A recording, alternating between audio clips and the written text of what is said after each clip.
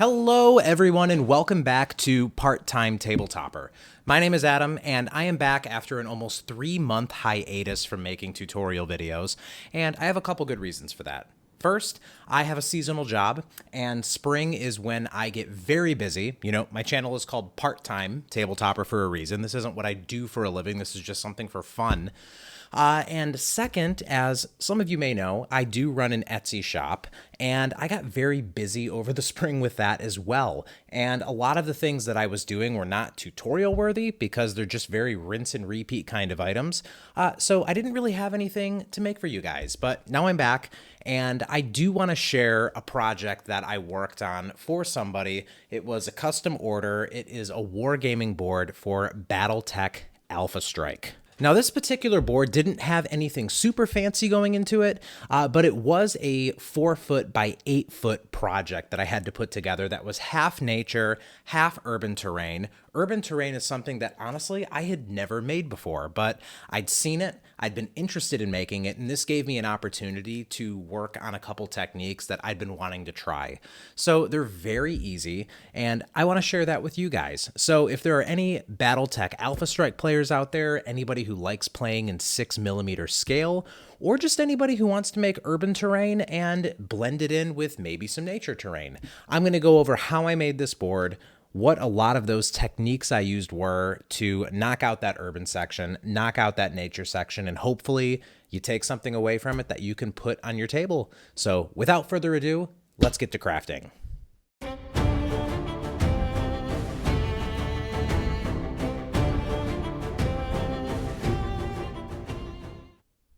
So we're going to start off by making the base for the urban half of the board. We're going to need some 1/8 inch thick piece of plywood to put our XPS foam on, and a little bit of glue to adhere that foam to the wood. You can use tacky glue, wood glue, or whatever suits you best. Then we're going to need a straight edge for this step, as well as a few cutting materials like an alpha blade or a hobby knife. Then we're going to need some ready board that I got from the dollar store, or basically just some very, very thin polystyrene foam, as well as a texture roller for our cement. Now each half of the board is going to be 4 foot by 4 foot, so you see I have 4 2-foot by 2-foot sections here. Now, what you're watching me do is put magnets in the side of this board because that is what the buyer wanted me to do, and even though I went through the process of doing this for the first half of this terrain board, I figured out that the weight of that plywood base was so heavy that it rendered the magnets useless. Now, jumping ahead, you can see that I took the layout that I wanted for the city board and cut out a bunch of rectangles out of that polystyrene ready board and shaped it out into my map for the urban terrain. The roads here are supposed to be 4 centimeters wide because that's what I read online was the scale for 6mm scale wargaming. And luckily, my straight edge had that exact width. You do notice that in the front here, though, one of them is a little bit wider because that's a 4-lane road instead of a 2-lane road. Now, I'm just taking the time to glue all of that foam onto our base, and then I'm going to let it dry.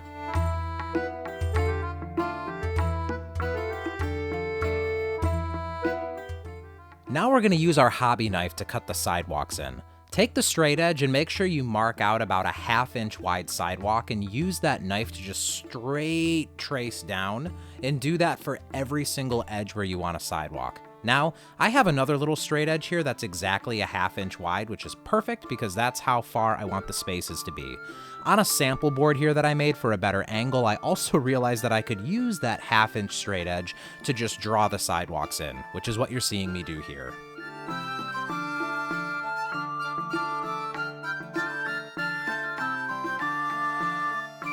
Now we're going to take that texture roller to make our concrete texture. I know in our community we like to use tinfoil balls and things like that to create rocky texture, but I didn't want this to look like rock. I wanted it to look like concrete. And so I did a little messing around and I found this roller I had laying around in my workshop, and when I tried that, I thought it looked exactly like concrete, at least from a distance. So this is what I use, but honestly, use whatever method you feel works best.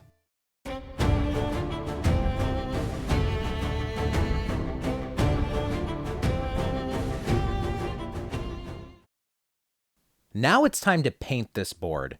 First, grab some wall-safe tape or some kind of a tape with an adhesive that's not going to peel the paint off. Then, I'm very specifically using acrylic Liquitex spray paint, and I'll get to why in just a minute. So it's time to use this spray paint. The reason I'm using this is because I did extensive research trying to find a spray paint that was safe to use on foam, it wouldn't melt it because of the solvent, and was also safe to spray indoors. Because this is a solvent-free paint, I felt completely comfortable using this in my basement. It doesn't create a crazy odor. I mean, you should still use a mask, which I admit I didn't, shame on me, but I recommend that you do. But overall, if you're just trying to spray paint some foam and not have it melt, this stuff is an absolute miracle.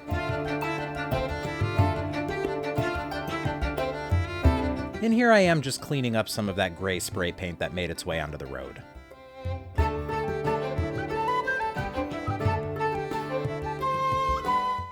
Now here's where that tape comes in handy.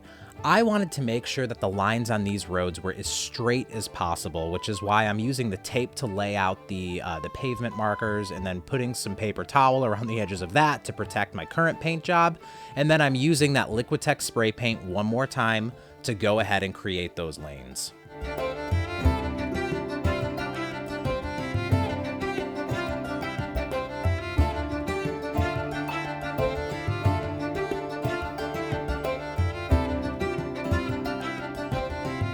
So even though I used wall-safe tape, it did peel up a couple pieces of the paint, so I'm gonna kill two birds with one stone. I'm spraying some of this into a cup so it collects as a liquid, and then using a paintbrush to touch up the spots that peeled up. But what this also does is it creates weathering effects in the road. Because this looks like it's blacktop, you assume it would be patched up, so I'm going all over the place and creating patch marks in the road. And now, everybody's favorite step of painting, the wash. I'm taking a homemade black wash that's in a spray bottle, as well as just a big bottle of water.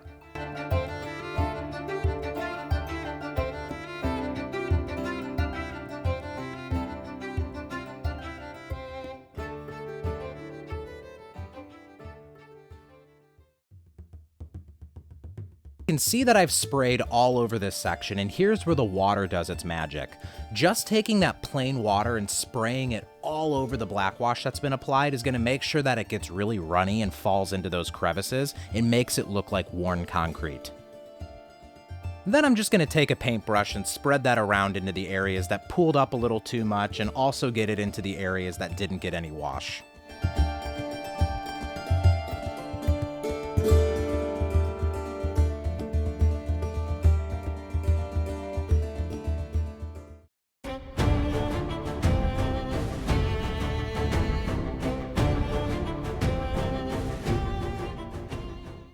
So now we're going to make the nature half of this board. Using all of the same materials we used to make the urban half, we're going to go ahead and add a few extra pieces now too. I have a rock mold from Woodland Scenics that I'm going to use to make rocks, a hand-hot wire cutter, a lot of plaster of Paris, and then some green fiber insulation here, which I'm going to use to texture the ground material, and then a heat gun to make our river.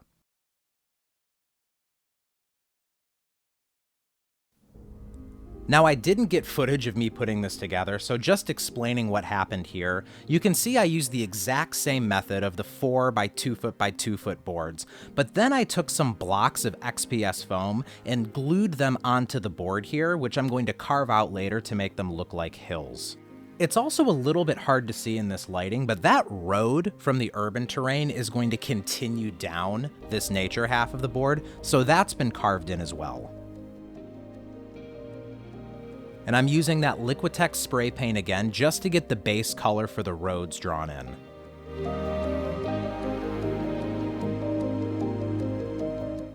Now let's talk about what we're looking at here.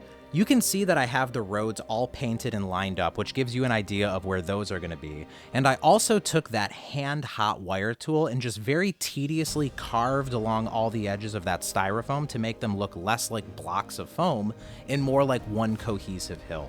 Lastly, you can see where I took that heat gun and just very slowly dragged it along the foam, which definitely do outside with a mask, and it created an indent where I'm going to have my river, as well as a pond where you can see on that bottom left board. Finally, ignore the spot where I started to do the river and realized I was putting it in the wrong place. I'm just going to use ground cover to fill that in a minute.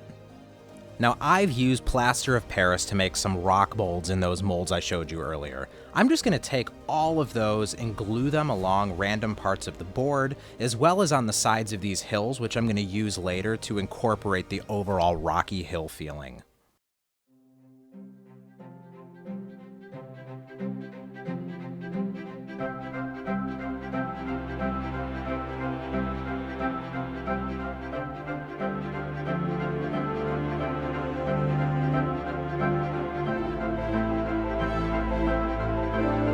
So now it's time to make the ground texture. Here's that green fiber insulation that I've broken up into a bucket. Now keep in mind, with this and plaster, you should be wearing a mask at all times. Now I'm gonna take a ton of plaster of Paris and mix it in here. I use about equal parts fiber insulation and plaster. Then we're gonna have to fill that up with water and mix it together to get our material.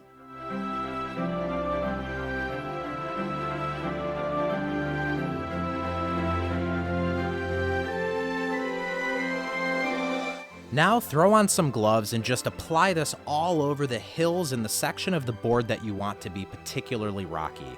Do it as quick as possible because I found that this dries very quickly.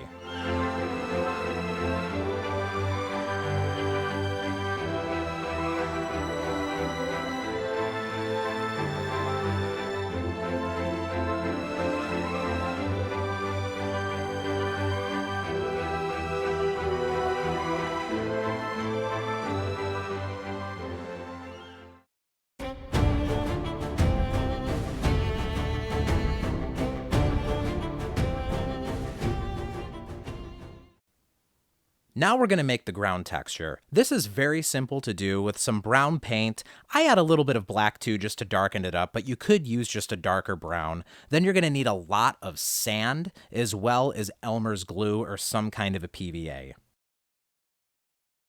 Now this is going to be mostly glue and a lot of sand, and then just a little bit of paint. So you see me using the glue in here first, then I'm gonna go in and add my brown paint, and then I choose to add a little bit of black as well, just because I want it to be a darker brown color.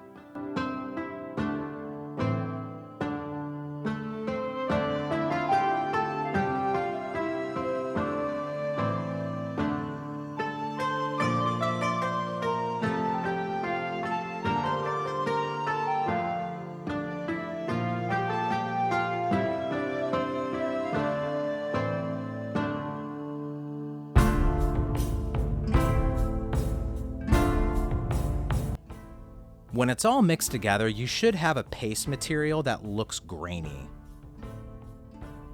Now it's time to apply this everywhere that you see green.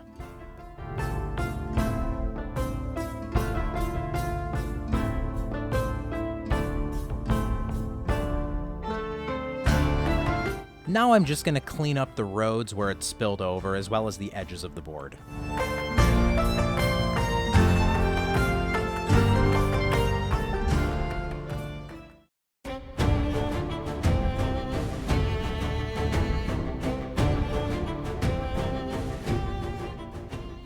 Now we're on to my favorite part about doing nature boards, which is the flocking. I'm going to use two different colored grouts here to create a lighter sand or a lighter dirt and then a darker dirt. After that, I'm going to use a little bit of Mod Podge mixed with black paint just to seal in some of that plaster, and I'll explain why later. Then I'm using a bunch of different colored flockings. I have a green, I have an earth blend, I have ballast, I have oregano leaves to use as fallen leaves. I even have a sand-colored one here. Then I even have a couple little river rocks. All of these are Woodland Scenics products, though anything similar will do the trick, as well as some scenic cement or a spray adhesive, though I use both.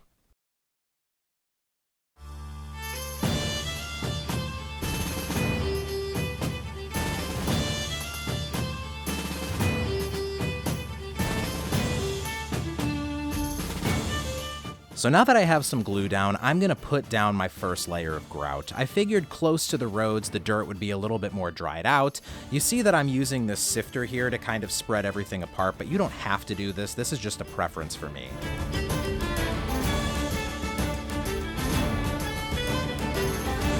Then just seal all of that down with a bit more scenic cement or some spray adhesive.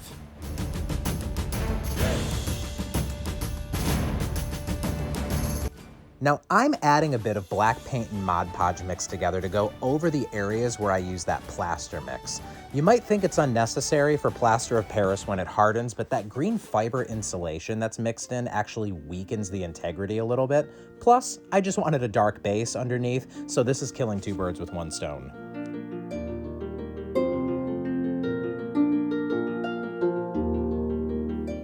Now, while that Mod Podge is still wet, I'm going to go ahead and add some of that brown grout that I'm using for the darker ground texture over the areas where I'm applying water later on.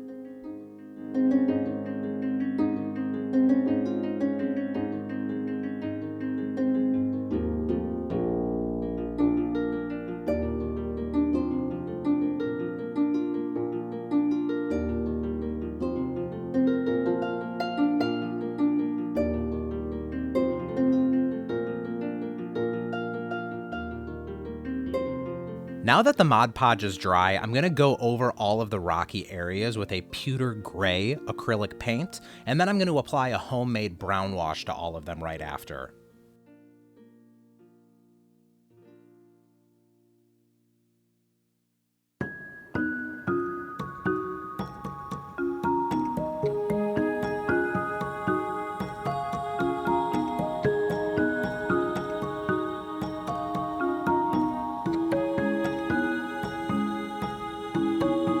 Now it's time to take the rest of that ground texture and all of those different flocks I showed you earlier and just apply it over the entire board in patterns that I think look good. Try to be random, but also use logic. Like, for example, when you get closer to water, it's probably going to be muddier and greener, where the bigger, more open areas might be a little more brown and patchy.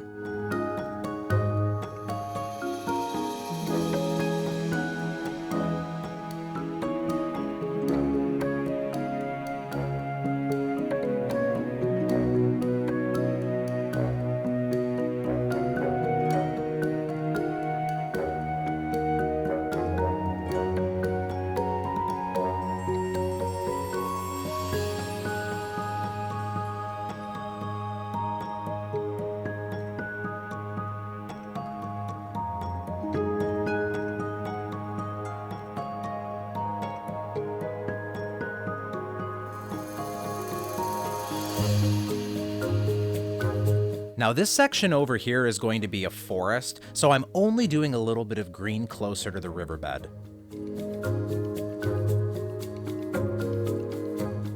Now that everything's dry on these rocks, I'm just going to go back and dry brush them a little bit with a light gray and then a white.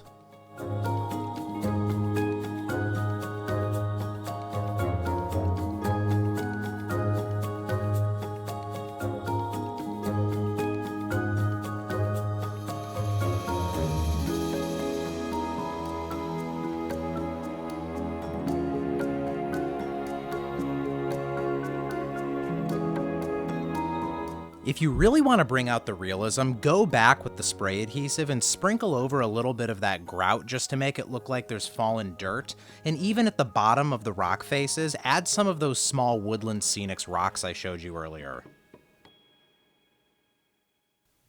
Now for the riverbed and the pond bed, I'm taking that brown grout, PVA glue, spray adhesive, and a couple different size rock materials I had available that you saw earlier, and then I'm just going to blend them all together with a paintbrush to give them a really muddy, cohesive look.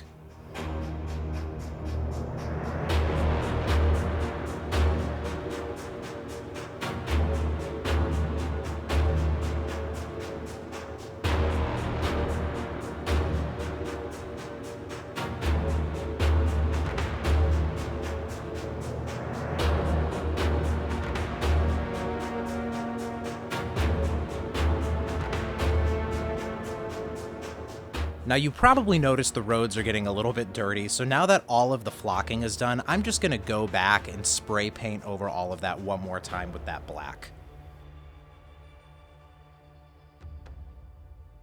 We'll use the same technique we used earlier to make the pavement lines over here. Now, one thing that I didn't show you is that I'm using a white Sharpie paint pen to paint the white lines, where I'm using the spray paint to do the yellow.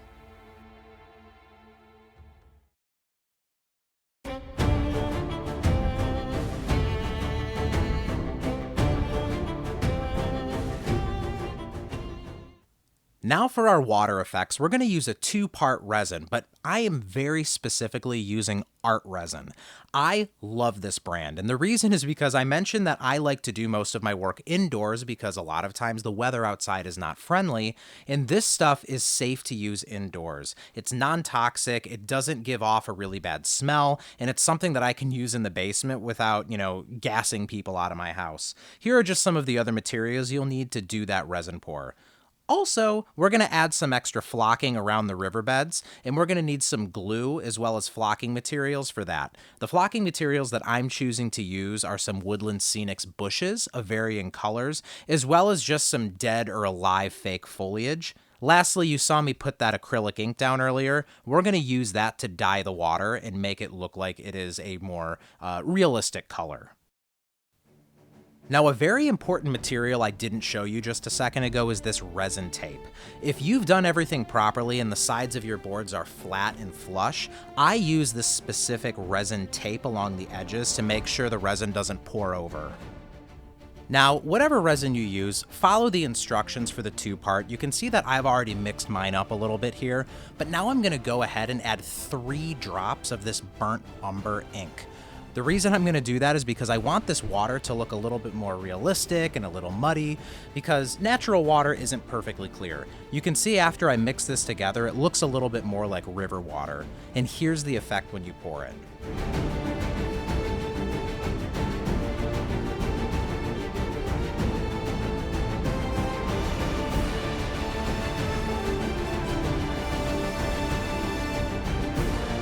While I wait for that resin to cure, I went over to the urban board and used those same techniques I used to make the nature side to make a little park. I also have a lot of little gamer grass style materials just to add flowers and bushes and really give it a park look. The reason I used paper towel on the edges here is because I didn't want that to flow over onto the sidewalk. I wanted it to look like it was well manicured. Then here's where those Woodland Scenic bushes come into play. Just around the river, the pond, and then a couple varying spots on the hills and the grasslands, I'm just going to start adding bushes and some assorted foliage with a heavy focus around the water areas.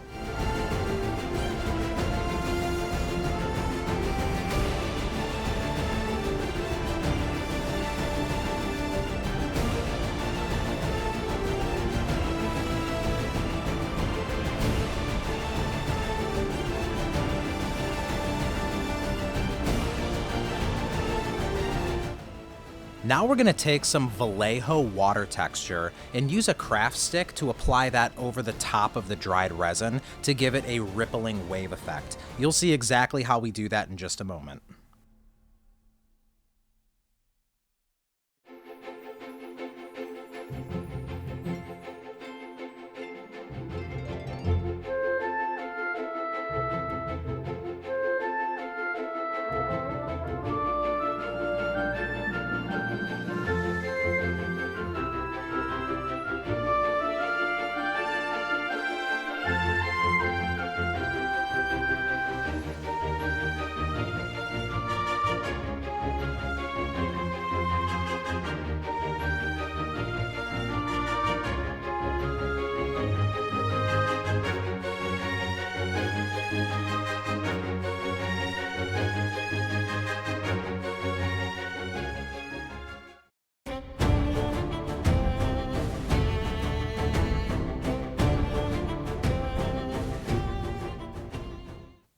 Finally, here's what the park looks like when I take a bunch of bushes to create a perimeter, and I will paint those edges too. Then I made some scatter trees to put in the forest area, and finally I'm going to paint all of those 2-foot by 2-foot boards with a black edge just to make sure they have a nice cohesive look. And finally, here's how it all turns out.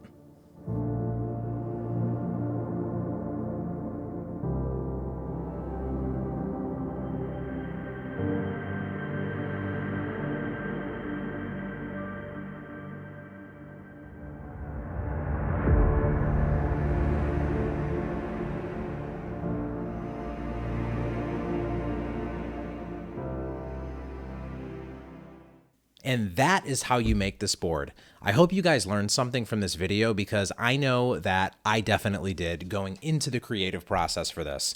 One of the first things I did with that urban board was hop on YouTube, hop on Google, and see what I could find as far as tutorials and techniques for making urban terrain. And I didn't really like anything that I saw. None of it clicked with me. So I decided to try some things out myself. And hopefully you think it turned out good. If you guys made your own board off of this tutorial, I hope it turns out great too. And this gives you a great opportunity to play a sci-fi game that you've been wanting to play on some cool terrain, or even take your D&D campaign and have them do some time traveling or universe hopping or something. Either way, hope you guys learned some cool techniques from this tutorial. I think in the future, my next one, I'm going to shift away from all these like wargaming boards that I've been making and try to come up with something unique for a D&D campaign that I plan on starting very soon. And I want to build some terrain for that campaign that is unique and is something that I haven't seen before, at least on YouTube or anything like that. So I'm looking forward to the next tutorial, which will definitely be in a shorter time period than 3 months.